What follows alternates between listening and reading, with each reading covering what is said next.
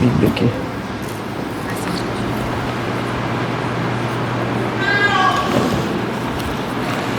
Bem, irmãos, bom dia, graça e paz. Eu gostaria de convidar você a abrir sua Bíblia comigo no livro de Êxodo, capítulo 18. Êxodo 18, nós vamos ler a partir do versículo 13. Êxodo 18, verso 13. E nós vamos ler até o final do capítulo. Livro de Êxodo, capítulo 18, do verso 13 até o verso 27. Diz assim: No dia seguinte assentou-se Moisés para julgar o povo, e o povo estava em pé diante de Moisés, desde a manhã até a tarde. Vendo o sogro de Moisés tudo que ele fazia ao povo, disse: Que é isso que fazes ao povo?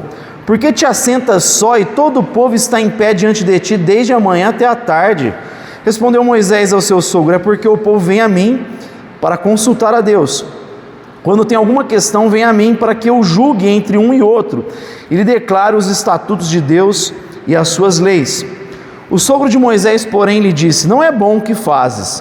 Certamente desfalecerás assim tu como este povo que está contigo. O trabalho te é pesado demais.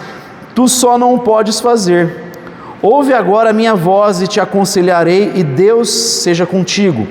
Representa o povo diante de Deus e leva as suas causas a Deus. Ensina-lhes os estatutos e as leis, e faz-lhes saber o caminho em que devem andar e a obra que devem fazer. Mas procura dentre todo o povo homens capazes, tementes a Deus, homens de verdade, que aborreçam a avareza.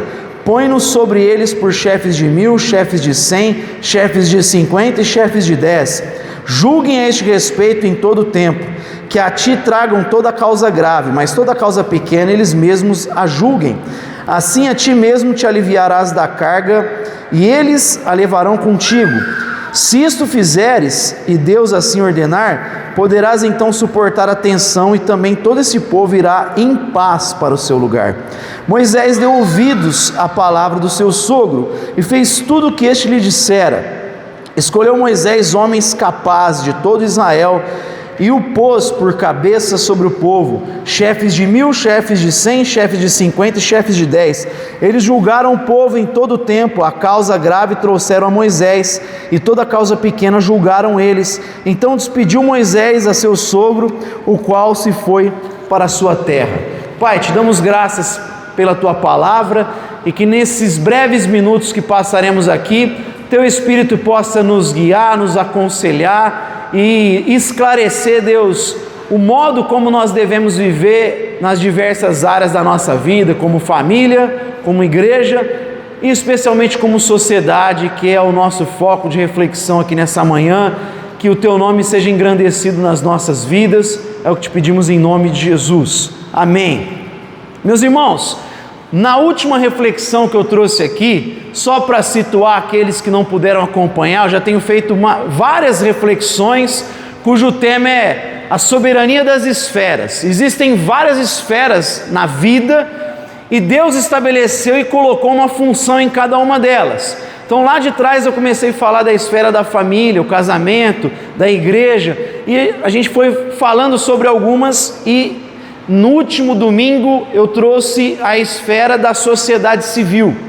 E nós falamos aqui, olhando para o texto do samaritano, dissemos que esse imperativo de uma vida de caridade, você fazer filantropia, esse não apenas convite, mas essa ordem de Deus para estender a mão para o próximo, ela não é colocada sobre a igreja enquanto organização, ela é colocada sobre o indivíduo enquanto cristão.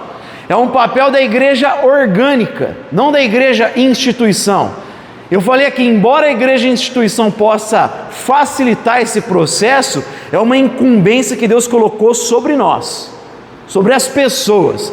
Ele está contando uma parábola de um homem, de um samaritano. Ele não transfere a responsabilidade para alguém, para uma instituição, para qualquer lugar. Ele mesmo põe a mão no bolso e faz, e ajuda, e dedica tempo, e dedica dons, e dedica dinheiro para socorrer aquele homem.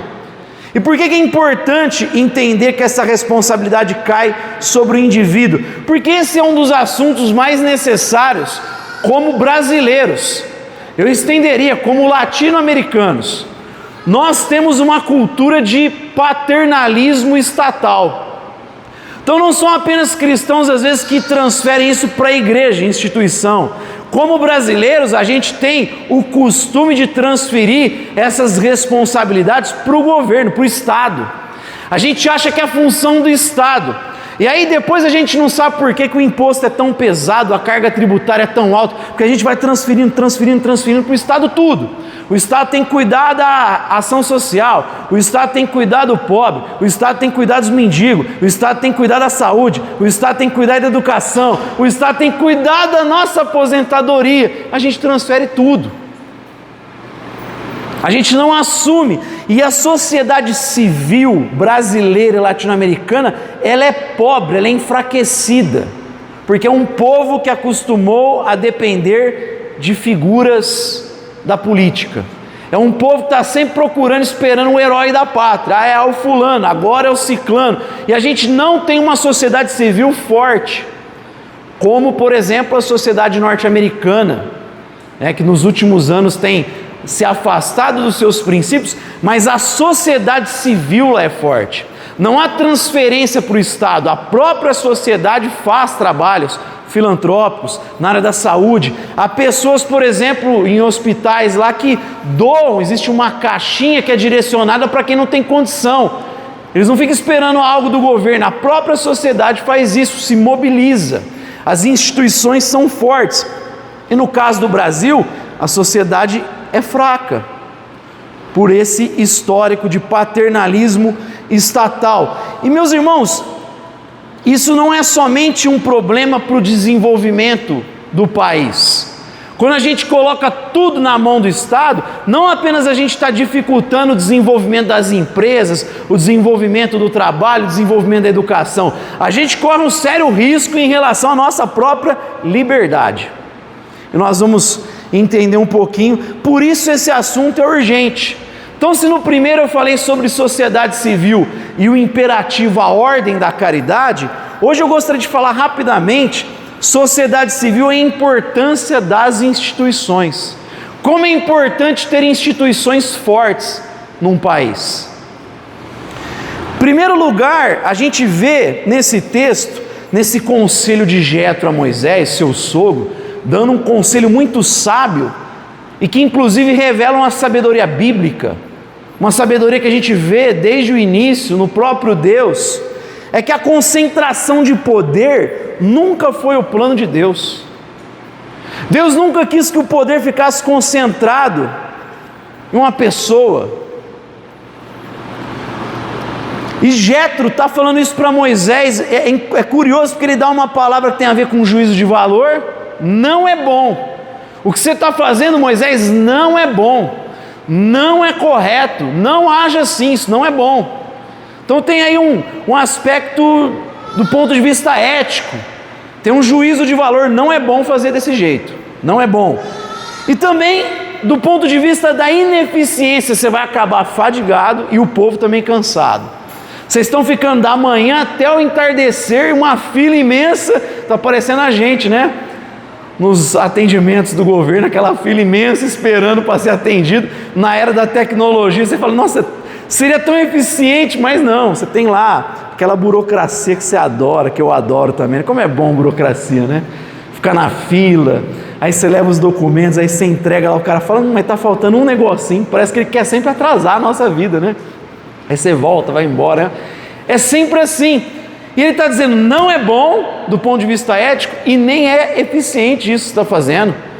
Pelo amor de Deus, vocês vão acabar cansados, você vai julgar tudo, as pequenas causas, as coisas mais irrelevantes, triviais, você não pode fazer tudo isso sozinho. Então o Jetro já percebe e dá uma palavra no sentido ético e no sentido da eficiência. E por que eu disse que não é plano de Deus essa concentração de poder? Porque o próprio Deus, a gente olha para Ele e vê que é um Deus em três pessoas e cada uma das pessoas da Santíssima Trindade tem uma função, tanto no plano da criação como no plano da salvação. Então o próprio Deus distribui funções entre as pessoas da Trindade. Na criação a gente vê o Pai dizendo: haja luz. O Pai declarando, decretando. E aí a gente vê o Filho em ação. Porque quando você vai para João, ele diz: no princípio era o Verbo, era a palavra, ele estava com Deus e era Deus, tudo foi feito por meio dele, sem ele nada do que existe teria sido feito. É como se o Pai falasse e o Filho já estivesse executando. E a gente vê na criação o Espírito se movia sobre a face das águas, e a ideia lá é como se ele estivesse parindo para gerar vida, porque o Espírito Santo tem sempre essa característica daquele que traz vida. Na salvação é ele que traz nova vida para o convertido, é aquele que desperta o convertido. O Pai executa o plano da salvação, o Filho vem e cumpre, se entrega pelo seu e pelo meu pecado, e o Espírito Santo aplica isso no coração. Então o próprio Deus está distribuindo funções. As pessoas da Trindade têm papéis distintos, tanto na criação como no plano da redenção. Como é que criaturas feitas à imagem de Deus não vão trabalhar da mesma perspectiva? Quando a gente olha para a igreja, por exemplo, fala que ele distribuiu dons, a multiforme sabedoria de Deus. A graça de Deus, a sabedoria é conhecida por múltiplas cores, e essas cores têm a ver com dons, tem a ver com talentos. Nós precisamos dos dons e talentos uns dos outros para que o reino avance, para que a graça de Deus seja vista, para que Deus seja mais conhecido através dessas variadas cores. Então o próprio Deus, ele distribui essas funções. As democracias modernas, elas foram olhando muito para esse aspecto da Trindade. Quando a gente hoje vê o papel legislativo, judiciário, executivo, eles contemplam um pouco desses papéis que a gente percebe na própria Trindade. O Pai que faz as leis.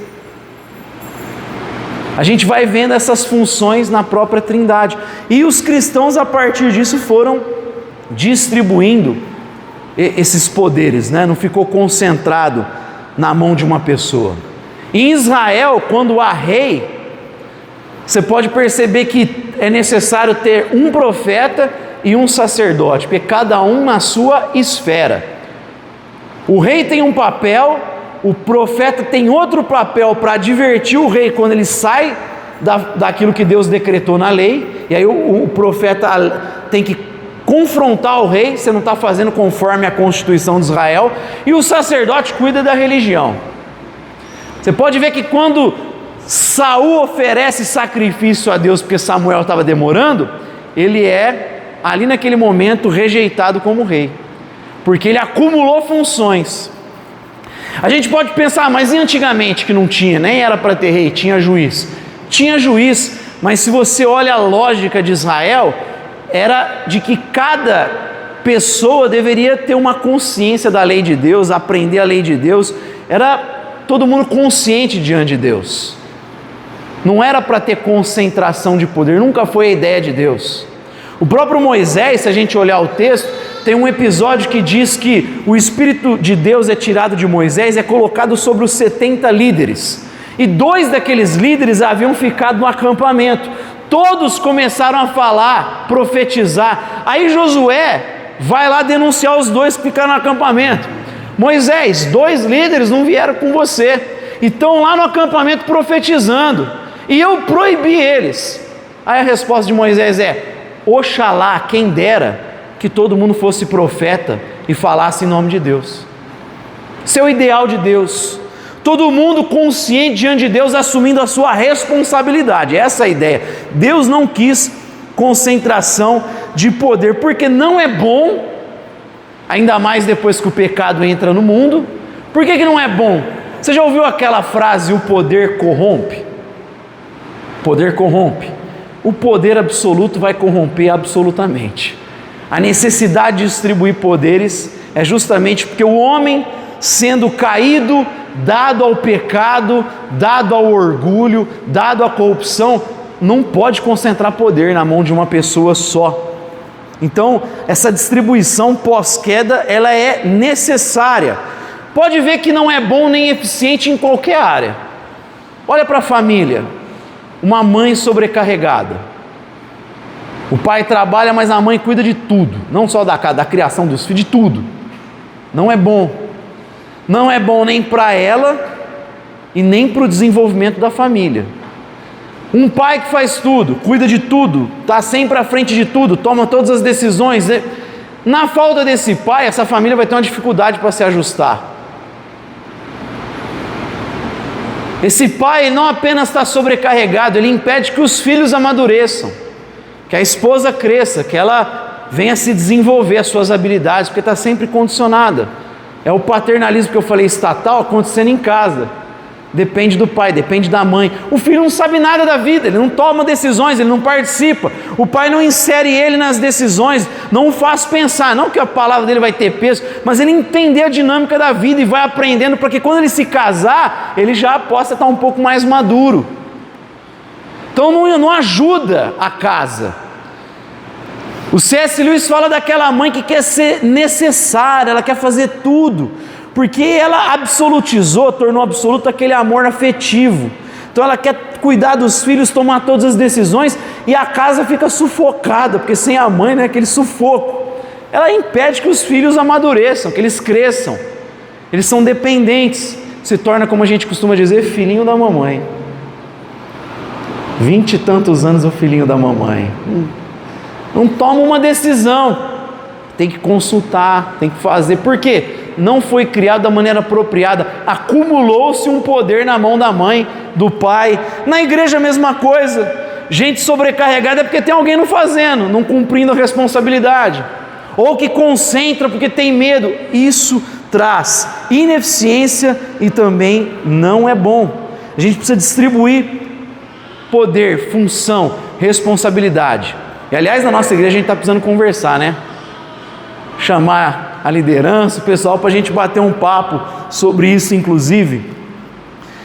Meus irmãos, a primeira coisa que a gente vê nesse texto, Jétro dizendo: Moisés, não é bom, não é correto o que você está fazendo, e vai trazer desgaste para você e para todo o povo. A concentração de poder nunca foi plano de Deus. Segundo, a gente aprende que Deus governa por meio de instituições e pessoas responsáveis. Que até mais importante que instituição, obviamente, são as pessoas que estão à frente dessas funções.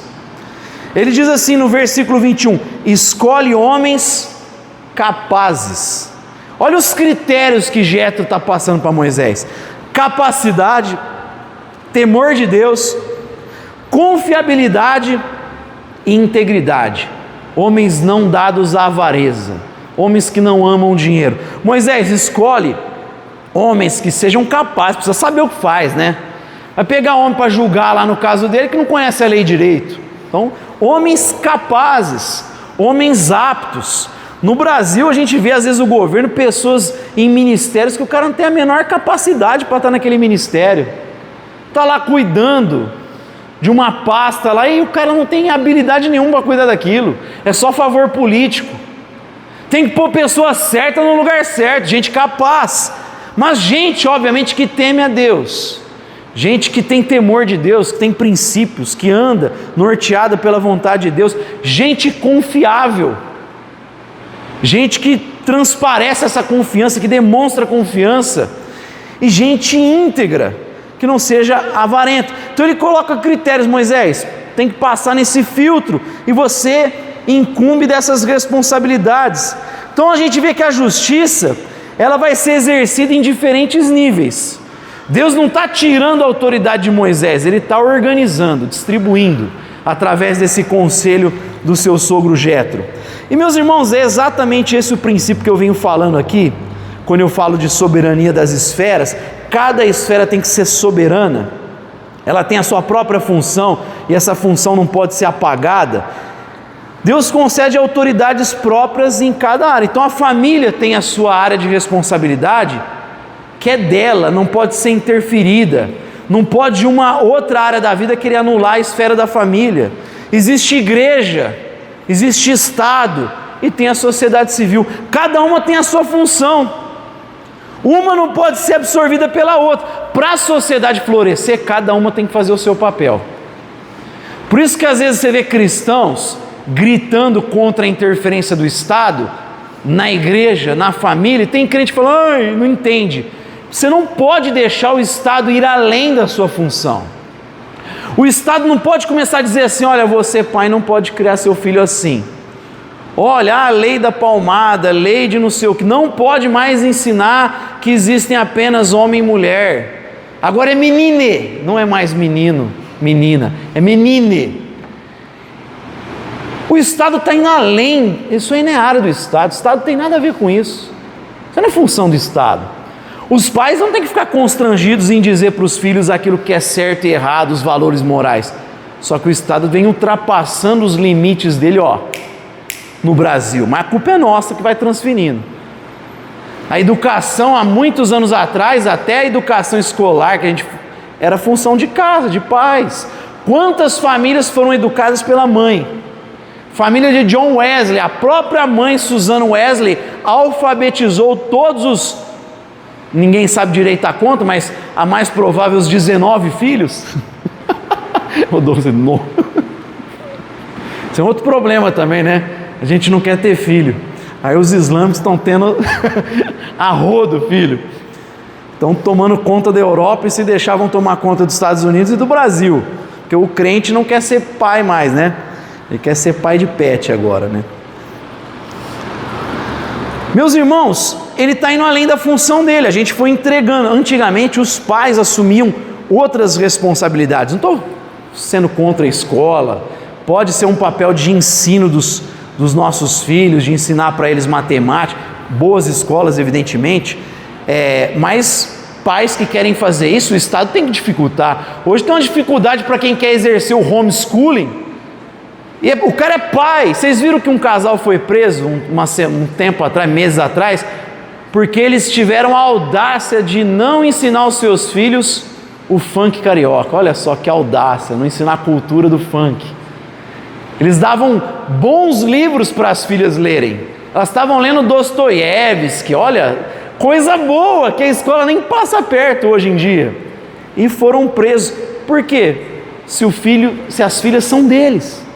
Que a gente foi entregando ao Estado. Para a sociedade florescer, cada um na sua. A família educa, a igreja discipula, evangeliza, as empresas produzem riqueza, a escola ensina, as associações que existem, várias, servem à comunidade, e o Estado promove justiça. É isso, cada um na sua área. A gente futuramente vai falar sobre o papel do Estado, que é promover justiça, segurança pública, polícia e exército. É isso, cada um na sua área. Quando uma instituição tende a fazer tudo, as outras vão ser enfraquecidas. Não precisa nem falar só do Estado, eu falei muito do Estado. Mas para pensar na Idade Média.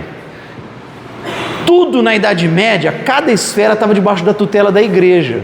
Então a arte só era arte se ela reproduzisse, refletisse uma visão de cristianização.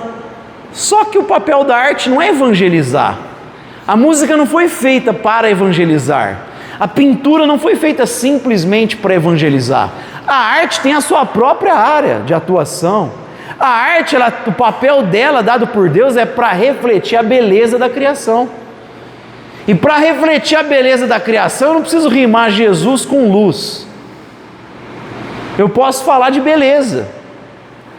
Eu posso fazer um som que tenha harmonia, né? Porque também tem uma arte que começou a questionar essas ideias de harmonia, porque quando no passado a música trazia harmonia, ela apontava para a beleza, ela apontava para o sentido da vida, ela apontava para uma inteligência. Aí começaram a fazer músicas que tinham mais notas dissonantes, muito barulho, muita música sem lógica, começo, meio e fim, porque era proposital isso, para dizer, nós não cremos em verdade, em harmonia, a beleza é relativa.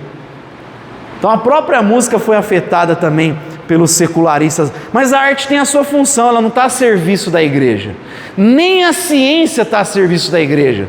Você pode ver que quando teve a reforma protestante, Os reformadores, eles de alguma forma, com o trabalho deles, libertaram essas áreas da vida para terem a sua própria esfera, não a serviço da igreja, não debaixo da tutela da igreja, porque não tem nem que estar debaixo da tutela da igreja, muito menos do Estado. A arte tem a sua própria esfera, a ciência tem a sua própria esfera, e aí os cientistas, mesmo sendo cristãos, a maioria da ciência moderna, não ficaram lá refém da igreja, eles desenvolveram ciência, investigaram, e a ciência progrediu como nunca se viu antes na história da humanidade. A arte desenvolveu como nunca se viu antes na história da humanidade. De uns séculos para cá decaiu pela secularização, mas cada um na sua área. Então não é só o Estado, a igreja também não tem que ficar lá trazendo para a tutela dela. Tem que reconhecer a beleza daquilo que os artistas fazem. Amém? Então a segunda coisa, Deus governa por instituições, por isso que é importante fortalecer a arte, a educação, porque assim a sociedade vai se desenvolvendo. E por fim, meus irmãos, instituições fortes preservam a nossa liberdade. Não apenas é funcional, ela preserva a nossa liberdade.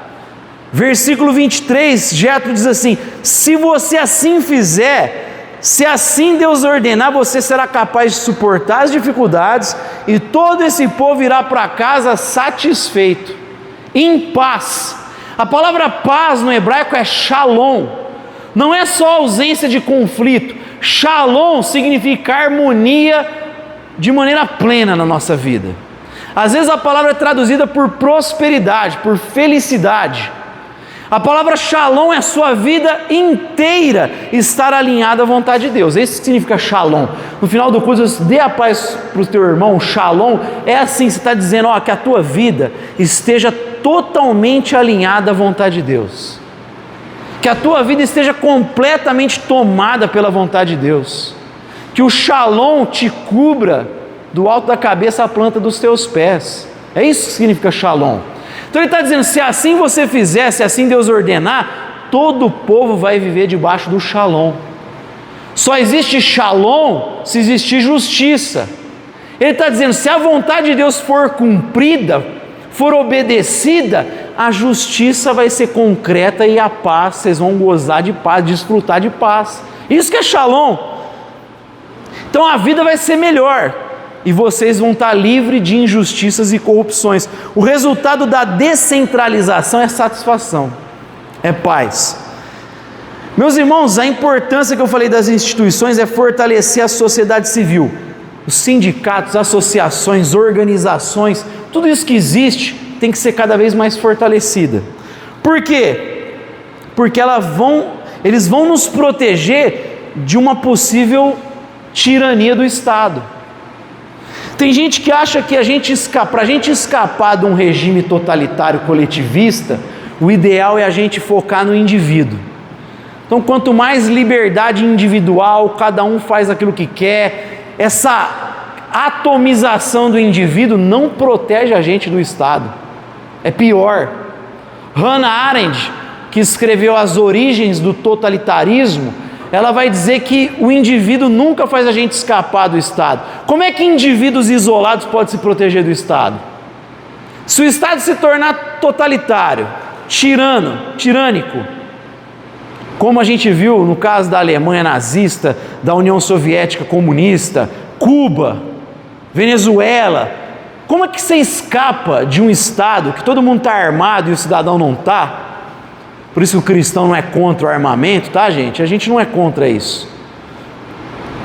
A função de proteger a tua família, primeiro é sua. Se alguém invadir tua casa, é você. Até a polícia chegar lá, você tem que ter a responsabilidade de proteger a sua casa. Mas como é que um indivíduo se protege de um Estado?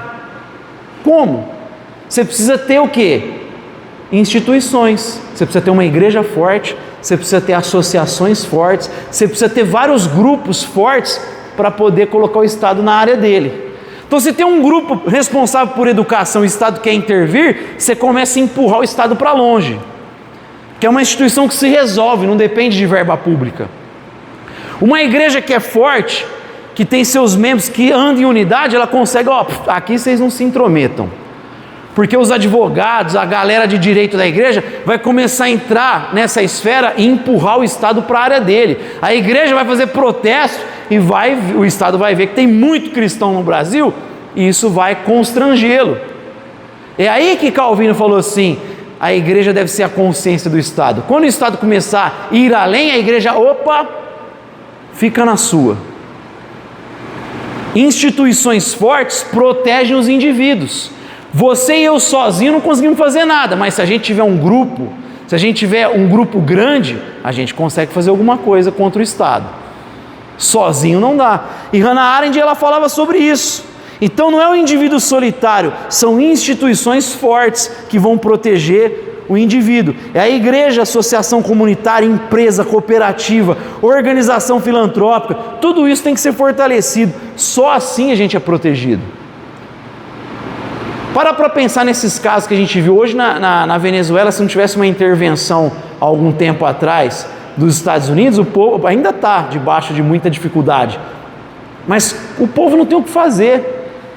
E a dificuldade para fazer uma organização depois que se estabeleceu um Estado totalitário é muito difícil, porque ele controla aquilo que você posta, ele controla a internet, ele controla tudo. Como é que você vai se organizar?